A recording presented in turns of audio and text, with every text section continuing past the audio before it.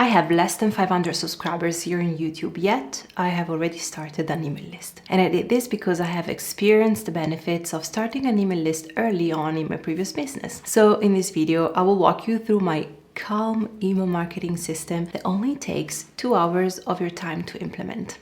Honestly, I think most people overcomplicate email marketing. Let's simplify things. So I don't think people really need to receive yet another overly curated, essay-long weekly newsletter packed with random news and tips, just like you don't need to spend another 6 hours of your week writing it. I used to do that and I dreaded that weekly task so much to the point I ghosted my list so many times in the past. So here's my calm solution for sending emails even 2 or 3 times a week that shouldn't take much more than 2 hours of your week to prepare. Instead of newsletters, send short, curated messages. And I know it all sounds a bit vague, but don't worry, I will share with you shortly my exact strategy and what to write about, so you can easily model it and adapt it to your own business. And if you'd like to experience this firsthand in action, I'll also leave the link to my email list in the description box below. So, should you even start an email list if you don't have anything to sell yet? Of course, because building relationships takes time, dedication, and effort. So if you wait to start an email list until you have something to sell, you are approaching it with the wrong mindset. Your list is your database of your most loyal audience, and you must involve them from the very beginning before you have anything to sell. This allows you to build any new product you want to offer with their help. So for example, I don't have anything to sell at the moment. I'm still in an exploration phase where I'm learning what my audience really needs help with. And I'm doing it by connecting and serving my audience. That's when email comes in. And once you've built those connections and really know who your audience is and what people need, selling will only become the natural consequence of serving. So many email marketing platforms come with lots of shiny features you actually do not need, especially if you're just starting out. Here's what you need your email platform to have. Number 1, you need it to be affordable now and in the long term. Number 2, you need it to be simple to use so you can actually enjoy using it. And number 3, you need it to have one basic automation to welcome new subscribers automatically. Many platforms charge you by subscribers number. And sure, your email list might be small now, but it likely won't be in the future, and that can become very expensive. So if budget is tight, I recommend starting out with one that has a free plan, and a good option with a solid free plan that does, however, come with a steep learning curve for anyone more creative than techy like myself is Kit. So Kit offers one basic automation so you can send welcome emails when people sign up, and a generous free plan up to 10K subscribers. And having just one automation in the beginning really is more than enough. Another option is MailerLite, but I personally found the user experience and the design to be a bit clunky.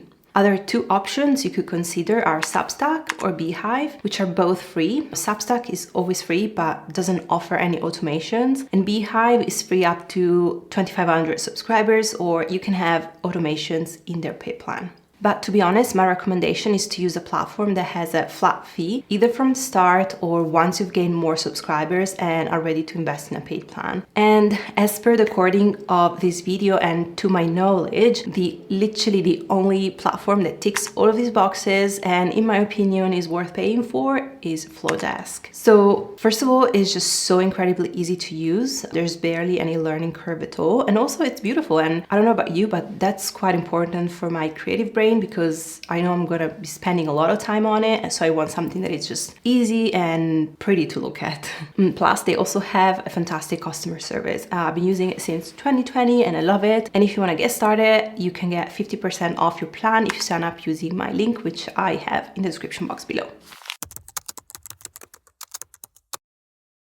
I truly believe that content is fluid. So it doesn't really matter if you're sharing a piece of content on Instagram, on YouTube, or TikTok, or via email. The medium you choose will only change the way you create the content, but the message of the content itself will remain the same. And the message matters much more than the medium. And this is important because I think a lot of creators stress a lot about the fact that the emails they send must contain fresh, exclusive content. And this is exactly what often keeps them stuck with what to write about, overthinking that they don't have enough interesting ideas to share. But it's far more important to focus on adding value to your audience than worrying about where to post which type of content. And remember, most people won't consume all of your content anyways. It'd be great if they did, but the truth is that only a very small percentage of your audience will do this. What matters is that you keep repeating your message. So before writing down a single piece of content, and by the way, this is true regardless whether it's an email or an Instagram post, you should always ask yourself, what message do I want to share? You must have only one simple yet bold message and be clear who it is for. Whenever you start communicating conflicting messages with confusing wording, people get confused and you lose their attention, and your message should grab your dream audience's attention. Next, you must decide how you'll deliver on the promise that you make with your message. And these are your overall topics you'll talk about in your content. In my case, these are personal branding, content creation, and email marketing. And finally, you need to decide on your opinion pillars. So these are the 3 opinions that form the narrative of your overall message and help break down the message into easily digestible snippets of information. And if you want to learn more about how to develop your own opinion pillars, watch this video right here, and I'll also leave it in the description box below. Okay, now you know the main message and the overall topics you'll talk about in your emails, but what exactly are you going to write about? So let's have a look at content types. You really only need 2 content types. Let's not overcomplicate this. The first one is knowledge. So this is content focused on sharing knowledge and insights from your expertise and unique way of thinking. Even better if you can show how you apply your expertise in your daily life, because doing this builds trust and credibility with your audience. And then number 2, building in public content. So this type of content includes documenting what you're working on. And this can be a piece of free content or a paid offer. So your audience can have an active role in helping you shape it. Building public content also includes building your brand in public, which means sharing pivotal moments, both successes and challenges, from your personal and business journey that align with your brand's message. This humanizes the brand and strengthens your message. And the key to making these content types come to you effortlessly is to make sure that you have a simple system in place to capture your ideas. And the best method is to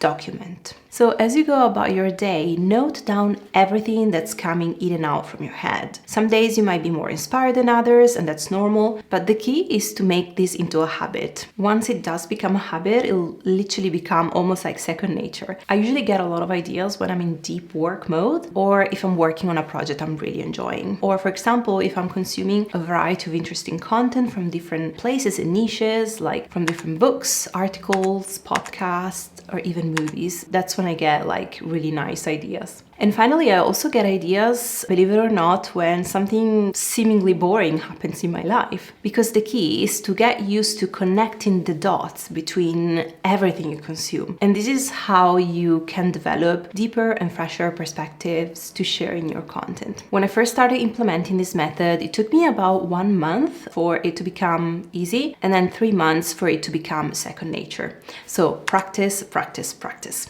Now, let me share with you some of the emails I've sent in the past couple of weeks so that you can see all of this theory in action. So this email was about my new content strategy. I changed my overall content strategy and I simply documented what's changed and why it mattered. In this other email, I shared I had just been to a vision boarding event and I wanted to share it to motivate my audience to invest in themselves and their mindset as the foundation for succeeding in business. And in this other email, I simply shared a small insight into my unique way of thinking. And by the way, this is literally something I was thinking about as I was on my way to pick up my son from nursery. And finally, here I shared a quote from a book that I'm reading at the moment that honestly really transformed my mindset and how I view self-development and personal branding. Okay, so now that we've covered how to get ideas, let me share with you the A to Z practical process of how I actually capture those ideas and turn them into emails. So I personally block 2 hours of my time each week to be able to send 2 to 3 emails every single week. And just a disclaimer, this is a time frame I've achieved after many years of writing emails. If content writing is something you're still experimenting with, you're still completely new to it, this might take you a little longer, and that's okay. In that case, I highly recommend reducing the frequency of your emails until you feel more comfortable. So for example, if you're starting from scratch, you can start with just 1 email every week. The key is not to send more emails for the sake of it. The key is that you can send more because they feel so effortless for you to write. So here's the workflow in action. It all starts with the capture process. I constantly capture ideas throughout the day using an app I can access quickly. I have an automation in Notion where all I need to do is double tap on my phone, and this creates a note for me. And I'll link below a tutorial explaining how to do this. Next, I block 1 hour a week on my calendar for deciding which content I want to post. I scroll through my ideas database and discard the ones that feel a little shallow to develop into an actual email. And then I put a placeholder in my Notion content calendar for the ones that I think are worth sending out. And I normally do this for the next 3 weeks, although this varies depending on how many good ideas I've got. And then I outline the content. I literally just put bullet points for each key point I want to talk about in the email, so that when it comes to the time to write the email, all I have to do is develop those points a little bit more. Then I block 1 hour each week for writing and scheduling the emails. First, I go through the content I mapped and I start drafting the content for that particular week one by one. Then I take that copy and ask ChatGPT to check for any typos and grammar mistakes, as well as to improve the clarity. Of course, without changing any of my words and tone of voice, so I don't sound like a robot. Finally, I take the final ChatGPT version of the email, I double check it and make any adjustments, and then I paste the content into my email marketing software. I format it, add pictures if needed, and I send myself a couple of tests to read through from my inbox. And finally, I schedule the emails. Once everything is scheduled, it's time to get feedback from your audience. How are they engaging with the emails you sent? Did they reply to any of your questions or points? Depending on the feedback you receive, you might decide to take one email and expand it into long-form content. In my case, that will be a YouTube video. I also try to include relevant call to actions to join my email list within the video, and I'll also always have a link to join in the description box. Oh, and whenever I'm mapping out the content, I also pay attention to see if there are any topics which could be repurposed into short form content as well. So for example, I look for topics that might be very interesting for my audience on YouTube and share a sneak peek of that email within the community tab, and then add a call to action to join my list to receive the full email. If it's an email I've already sent, I give a quick summary of the content and add a call to action so people can sign up to my email list if they want to receive similar content. And so this creates a content flywheel without putting more stress and more work on you as a creator. You're always adding value while also promoting and growing your email list regularly.